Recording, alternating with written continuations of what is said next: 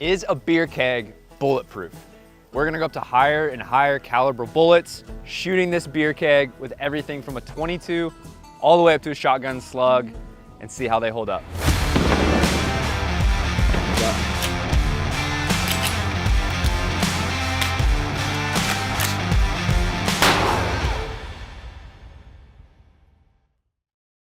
So this keg is currently full. I'm really interested to see what happens. I think it's gonna stop the 22, the 9mm, and the 45. I'm curious to see if the slug will go all the way through, especially since it has beer in it. So let's do this. All right, we're starting off big with the shotgun slug while it's still pressurized and intact. Let's see what happens. Shaking it up. Why? Hopefully it'll shoot out faster if it's more pressurized. Take a big Dr. Pepper can.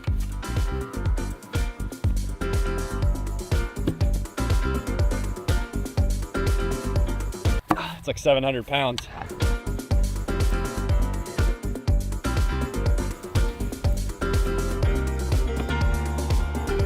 All right, we have a 1/2 inch of ballistic polycarbonate here that we rigged up with our little window right here. This is the first time I've shot through it with a 12 gauge shotgun with a slug, and this thing kicks a lot, so I'm gonna like try to hold it and not damage the barrel or the window, but we'll see.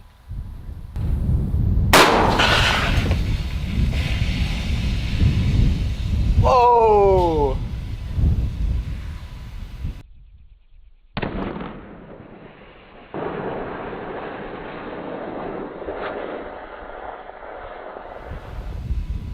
It's still going. You can smell it. Whoa. That was our entry right there. And I can hear stuff clanking around in there.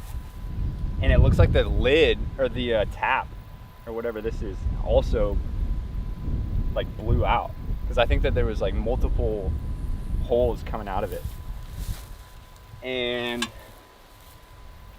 it didn't go out the other side. That's crazy. So these things are like sturdy. So it blew through the front, got stopped in the back, and then blew open our tap here, and just like the pressure just shot it out and like tipped over the whole table. All right, now we're gonna try a little round of 22 and see what happens. All right, firing.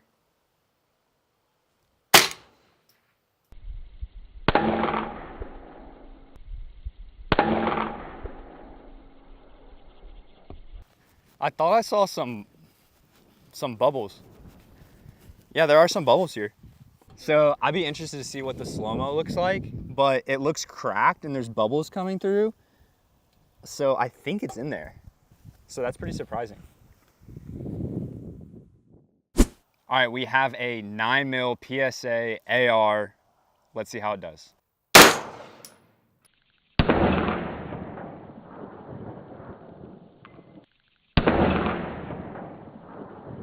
All right, here's our 9mm entry right here, and I can see like fragments of the bullet stuck in the steel right here, which is super interesting. You can see how much bigger that entry is compared to the 22 over here. I mean, that's like triple the size. And so here's our fragments right here. It's like stuck in the steel. Let's see if it went through the other side. And the other side's clean. So 22 and 9mm both went through the front and did not go through the other side. So I'll be interested to see what happens when we move up to the 45. All right, we have our beautiful 1911 here. We're gonna be shooting around a 45 ACP. I'm kind of expecting it from the stuff that we shot in the past with the 45. I'm kind of expecting it to splatter, and hopefully it like flowers out on the outside because it always looks so cool. So we'll see what happens. We'll see if it splatters on the outside or if it penetrates. Did that look cool? Is that sweet?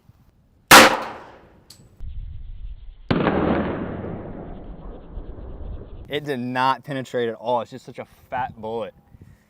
It just bounced right off the front, bounced out, and I bet I could find it over here but I bet that slow-mo that y'all are watching right now is sweet.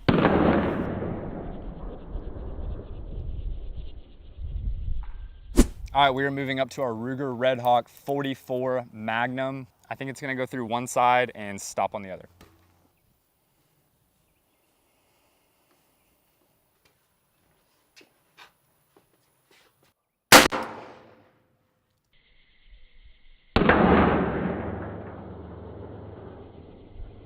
All right, 44, we hit right here, and because it was curved, you can see that it hit here, and then it like scraped to the side, tore the steel, and then went inside, and then did not go through the other side. So that's about what we thought would happen. So there's that round of 44 Magnum is inside of our keg. So far everything has entered and not gone through the other side except for the 45, which just bounced off. So now the round of 5.56 green tip is coming up.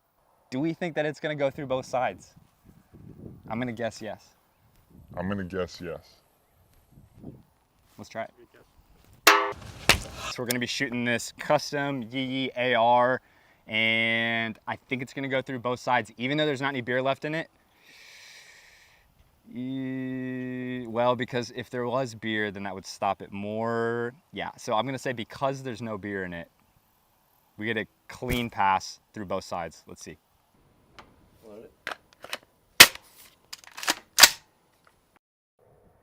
Firing.